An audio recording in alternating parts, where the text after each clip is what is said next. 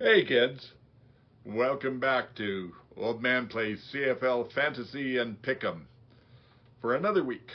I'm your host, Old Man, shouting at clouds. And this week it's actually Old Man recaps CFL Fantasy because we're done for the season and play CFL Pick'em.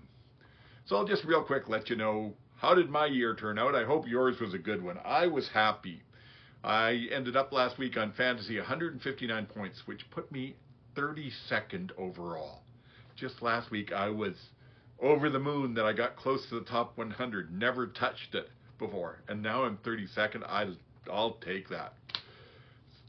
Overall in the season, I ended up 444th, and I believe that was out of about 1,500. So when I did the math, it said I was in the 71st percentile, so a little bit better than two-thirds of the people out there. I'll take that. My total points were 2,278.4.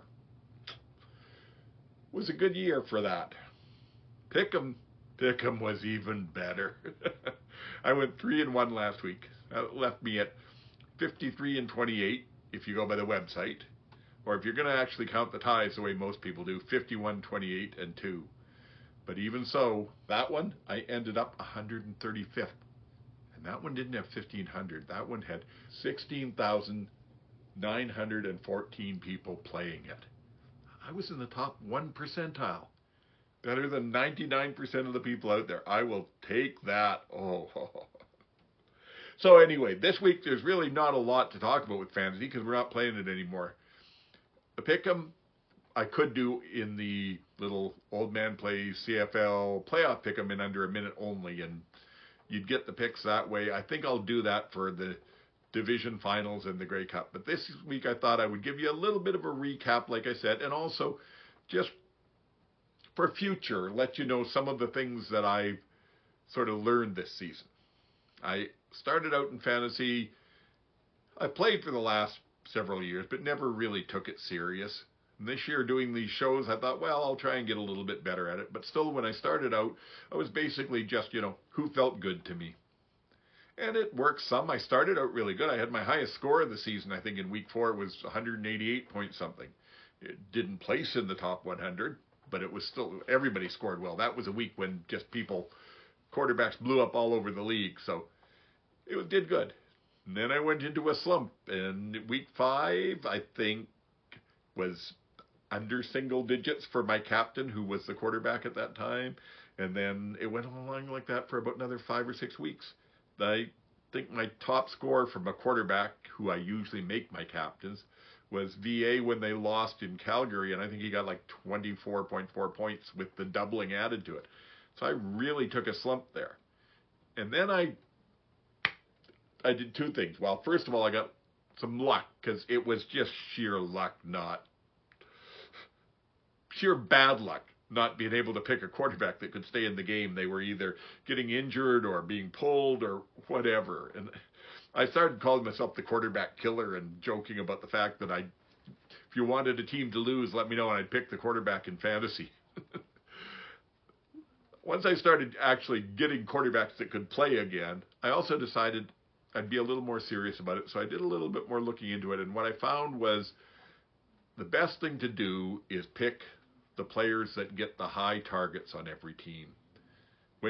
Don't go for someone who's sort of mid-range. Every team has 1 or 2 players that are going to be at the top of the range.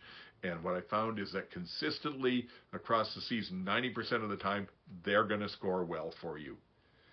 Sometimes it changes a bit if, there's a new quarterback, somebody gets injured or something, but that has worked out well for me. The other thing I've started looking at is if I think I may want a receiver, I look how his position has done against that defense in the past. It's not 100% because every offense is different, and your boundary slot in one team may get a lot of attention, may get a lot of targets just automatically, and in another team they may not. But if you come down to something where you've got 5 or 6 different receivers that you like and you think they're good, that's where I start picking for, okay, who gives up points at the spot for this receiver? And then I use that to team him with the quarterback, if the quarterback's any good. If I'm thinking about it, because when I team up a quarterback and a receiver, I get double points for the yardage and the scoring and whatnot. So that's what I've done with that. And it's worked out fairly well. The other thing, besides not leaning too heavily on touchdowns, but going for targets and going that way, the other thing I found is that I stopped worrying about the macro level stats. They lie. And by macro level, I mean like the team's rushing defense numbers for the year, the team's passing defense numbers for the year.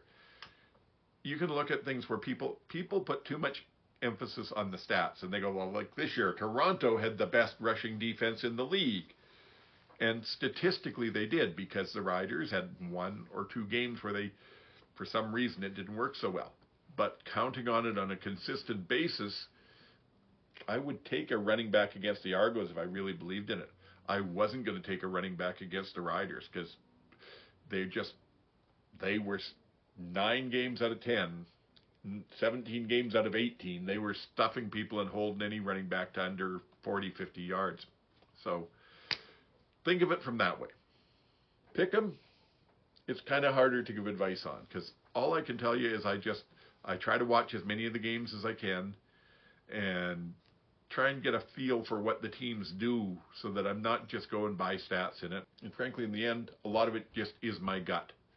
Where I've gone wrong is when I've felt like a team, I should pick a team, but, though they seem like too much of a long shot, and I've backed off. Where I've listened to my gut, probably 90% of the time I'm getting the wins, and that's what separated me from the pack and put me up in that 99th percentile. It really is. I think there were a few times, like I said, if I trusted my gut, I might have finished even higher. So I'm looking forward to next year. Anyway, we do have the CFL playoff pick'em for this week, and since I'm here, I'll talk about it. Next week, just catch Oldman plays CFL playoff pick'em in under a minute. That's all you'll get. The playoff games, we got Ottawa at Toronto. Smart money's all on Toronto. They beat Ottawa 2 weeks ago. Even with that comeback, they look good against them. They're playing well, and yet I'm not sure why, but I'm not taking them. It's the gut thing I was talking about. It's just Ottawa's a scrappy team. They don't go away. They keep trying at stuff. I think they may be a little more prepared for the Argos, and frankly, I don't really trust the Argos in big games, even though they're at home and play well there. So I'm going with the Red Blacks there. Second game, BC at Saskatchewan. To me, that's a lot tougher. BC's defense isn't that good. I mean, they're okay. They're probably middle of the pack. Riders' defense is very good, and yet last time VA played them, him and McGinnis went for like 200 and some yards. So what's it going to be? Well, I figure if the defense can get to VA early, can get a sack or 2, can get a pick, or they harry him in the pocket and he's not comfortable, then Saskatchewan's going to win this. And I think by probably more than a touchdown, maybe 2 touchdowns. If they don't, if BA manages to get into a rhythm and does what he can do, then I think it's BC by a couple of touchdowns. So how do you pick in something like that? Well, frankly, my gut's kind of silent on it. But I look at the fact that what Saskatchewan has is a very good defense and a consistent offense. And what BC has is a middle-of-the-road defense and an offense that can be lights out or can be nothing. So going by the odds where the smart money is, I think Saskatchewan. And that's what I'm doing. So those are my picks for this weekend. Ottawa and Saskatchewan. We'll see how they turn out. Going ahead, I'll be back here next year. I've loved doing these shows. I'm glad I started doing them, this and the CFL Outsider. It's been a lot of fun. It's let me really get involved in the football a lot more and enjoy it. So there may be some stuff on the channel here in the off season that's not football related. I may try and do some other stuff there, but I will definitely be back next season. And in fact, one of the things I'm thinking about, give this some thought, maybe it might be a little bit of fun.